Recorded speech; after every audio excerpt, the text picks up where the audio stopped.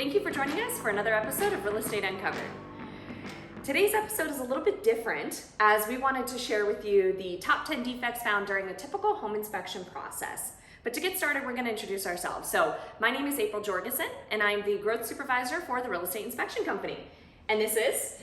I'm Claire Casto, and I'm a growth representative for the Real Estate Inspection Company. Awesome. So now you have a face to the name. When we're reaching out and building relationships, you know who is on the phone.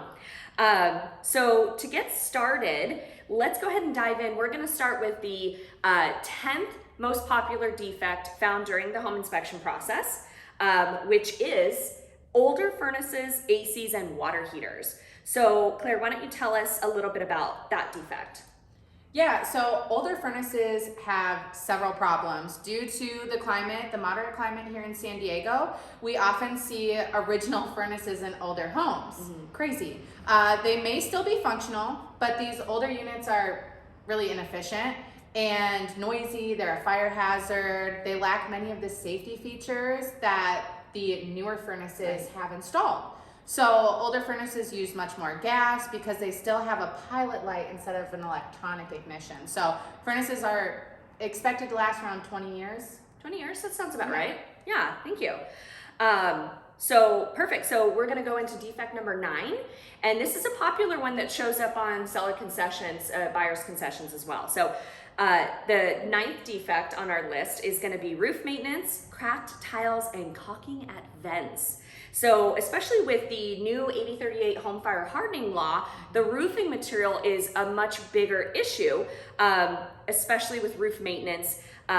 So it's super important to make sure that you're cleaning out your gutters, you have the proper bird screens, and everything is up to date on that for fire safety. But with the roof maintenance, what we're actually able to do during our home inspection process is we have carbon fiber pole cams that allow us to get an aerial view of the roof without ever having to leave the ground. So you're getting that full inspection. And of course, we never charge for our roof inspections, which are fantastic.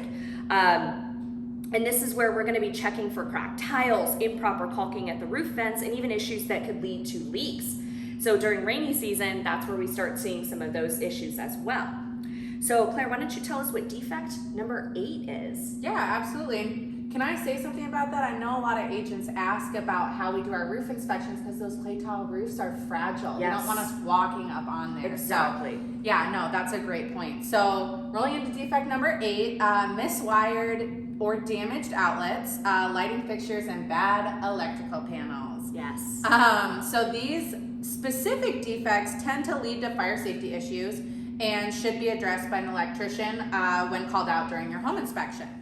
Exactly. And over the decades, things have been upgraded as far as the different GFCIs and the different, we're not using knob and tube wiring anymore, right. So things are upgraded, especially for safety for your family. Yeah.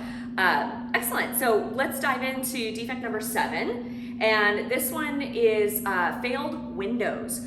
So as you know, well-placed windows allow for natural ventilation as you're, opening up the windows during the summer and letting that breeze in, and that can significantly reduce cooling costs in the summer. But infiltration, which is unplanned air leakage through a window's joints, cracks, frames, and sashes, can actually account for as much as 15% of a home's heating and cooling loss.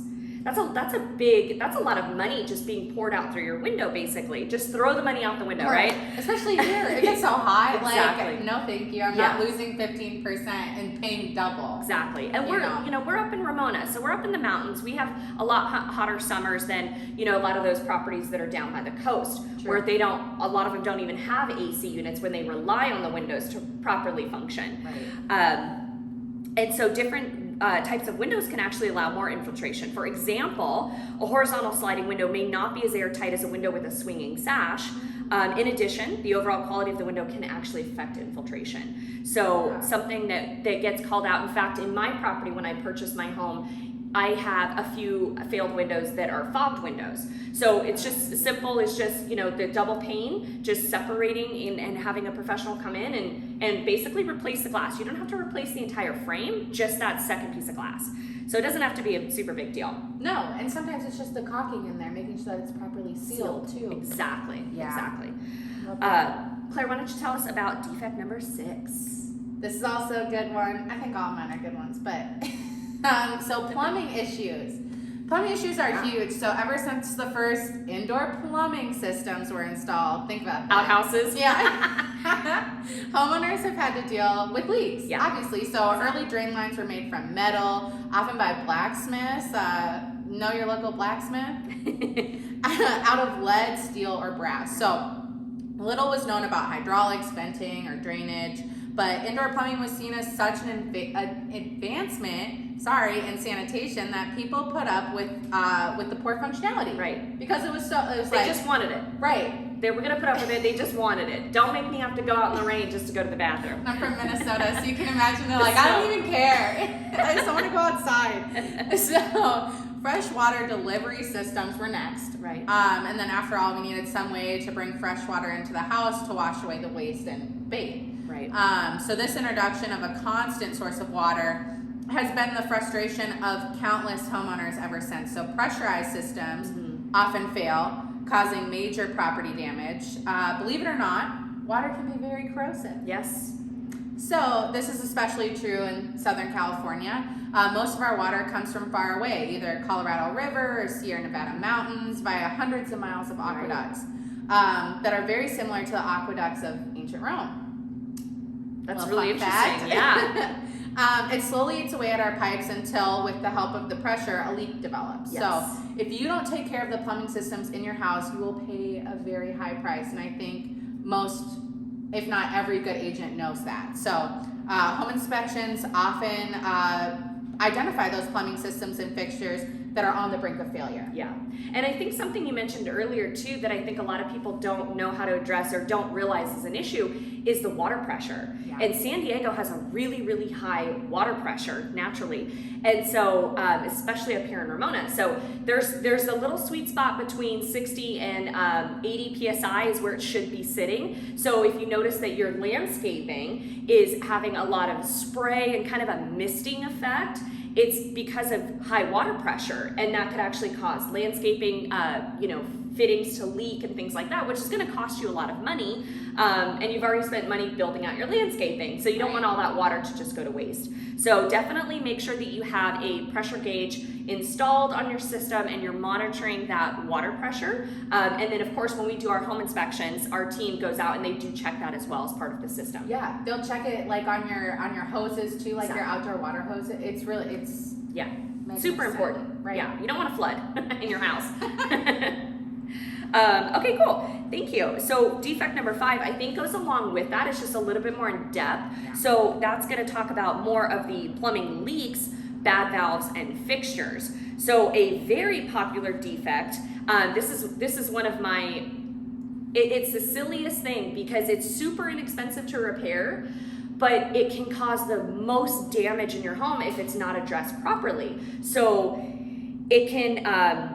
What I'm talking about are corroded ankle stop valves. And I think they're like $6 at Home Depot. They can get changed out in a matter of minutes. Yeah. But when these don't get addressed over years and years of the corrosion that you mentioned, they can bust, they can start to leak, and then they'll cause a flood in your home. So, and we mentioned earlier too, excessive water pressure in your plumbing can be super hard to detect, right? So you need to have some kind of gauge.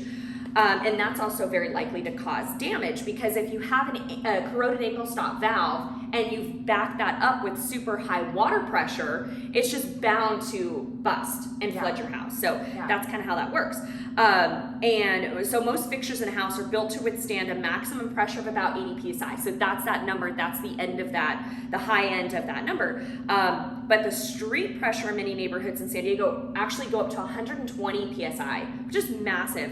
To maintain a constant pressure in your house and to prevent the excessive pressure, most houses have the pressure regulator installed, and that's what I was mentioning earlier. So the regulator will allow you to set the pressure and maintain that pressure for you, but just like all mechanical devices, they can also fail. So the rubber components inside of the regulator deteriorate, and when they do, that's when the water pressure in your pipes can spike.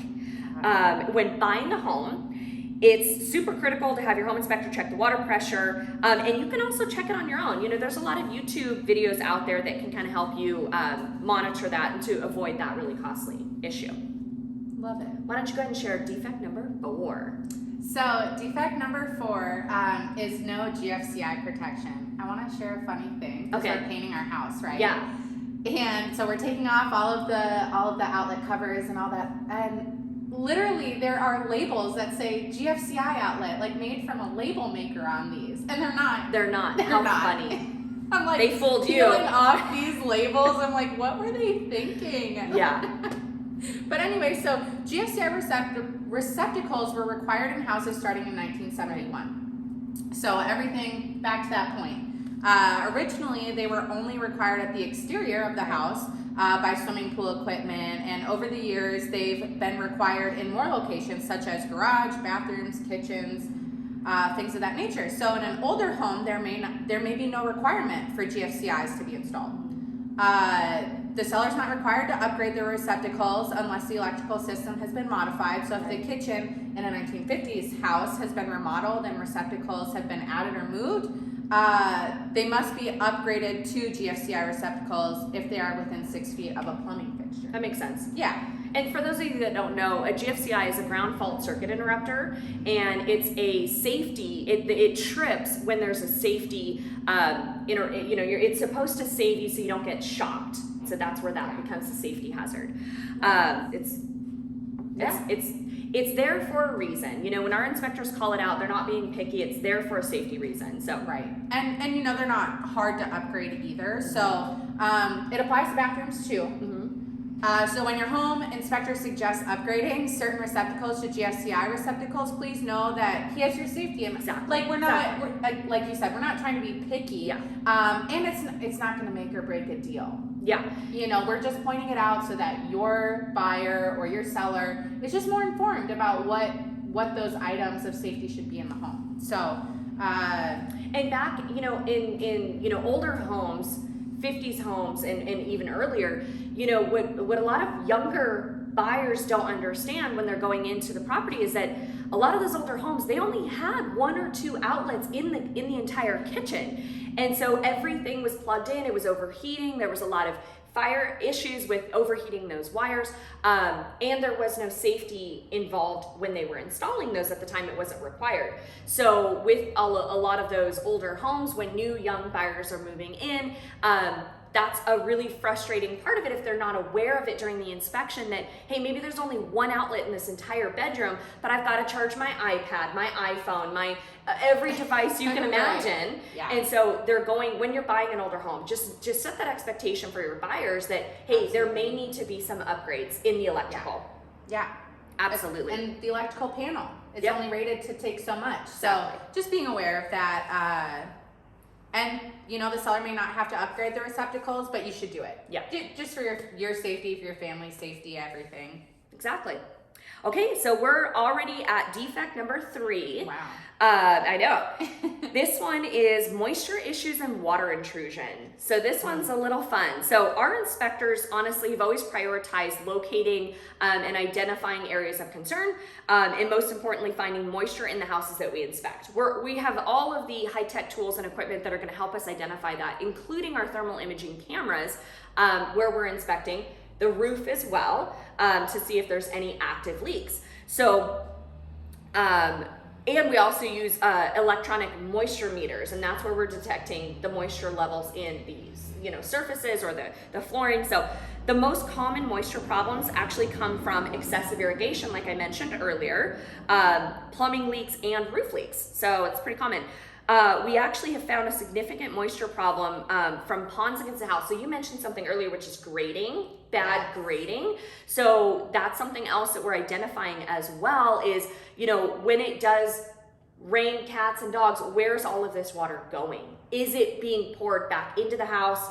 Is it directed towards the house, or is it being redirected? Because that can cause a lot of moisture issue, can damage the stucco on the siding, and you don't want that. So the other thing too that we found are poorly finished showers, and then in the bathroom, a lot of times what happens with the moisture intrusion or moisture issues really that could lead to a mold problem is that a lot of older bathrooms didn't have an air exchange. So there was no fan basically installed. So a lot of people, when it's cold, especially in Minnesota, like you mentioned, you're not gonna open up your bathroom window after you take a hot, steamy shower when it's in the middle of winter, right? No, it's gonna steam up, it's gonna trap all that steam. And if your older home didn't have a vent, you're gonna shut that bathroom door and trap in all that steam moisture, right? So then it sticks to the walls. Or in California, exactly. You don't wanna open it up and like be hot after your hot shower and sweat more.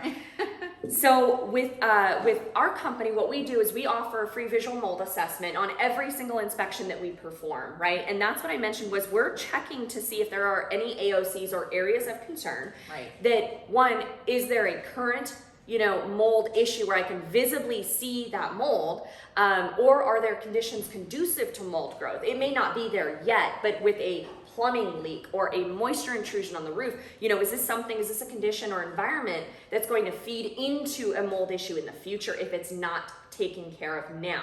And a lot of times it's really not a big deal. It can be, fixed with very simple, simple, very cheap, and get it done, and then it doesn't cause a massive issue. So with that, it really just shouldn't be ignored. That's when it starts to become a massive problem. So checking, identifying, is there a moisture leak? Is there an issue? Fix that issue. Remediate if you need to. Usually it's in a confined area, and then you can move on. So, love it. Claire, why don't you tell us about defect number 2? Safety devices. Yes. All the safety devices. So the big ticket items are the garage door and anti-tip. So due to the strain that garage door components and openers regularly endure, they may become defective over time and need to be fixed or replaced. So defective components may create safety hazards as well as functional devices to the garage door assembly.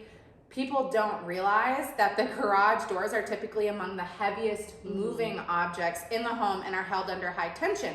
So it's important that they're properly working. I don't know, we talked about this the other day. I don't know how many times as a kid, you shut the garage door and then you run under it to try and get out so that you didn't have to shut it from the inside and go around. Which, thinking back now, like, how silly was that?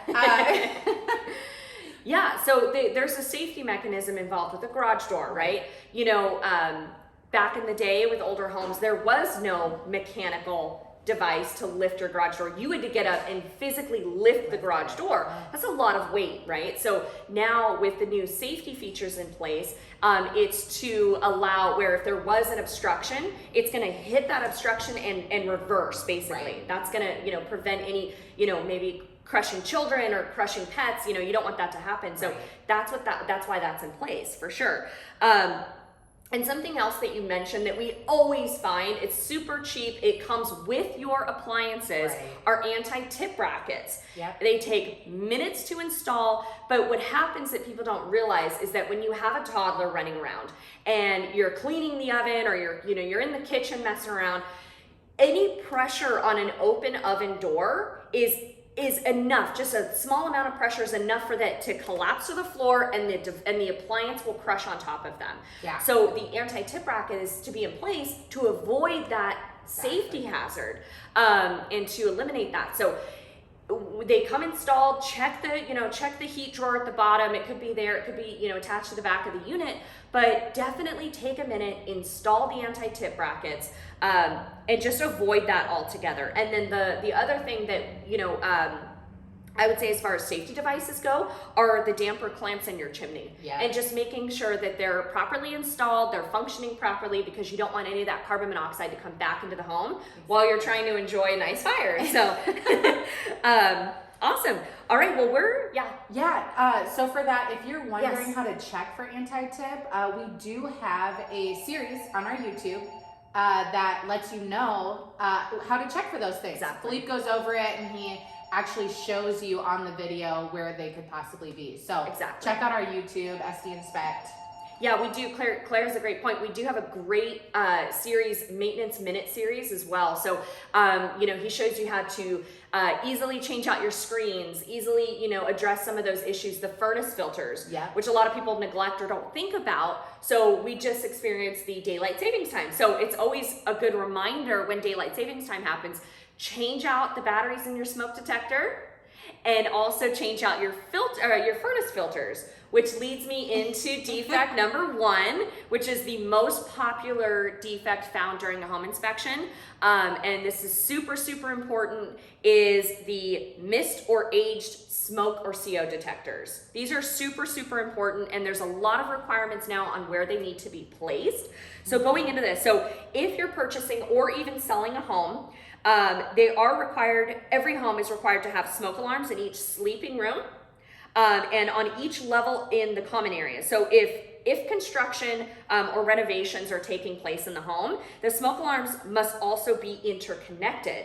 But if no construction or renovations are taking place, the smoke alarms don't really have to be interconnected. In either of these cases, smoke alarms are required in each bedroom, on each floor, and in hallways outside of each cluster of bedrooms. So they're there for a reason. It's to get your family out safely in case there is a fire.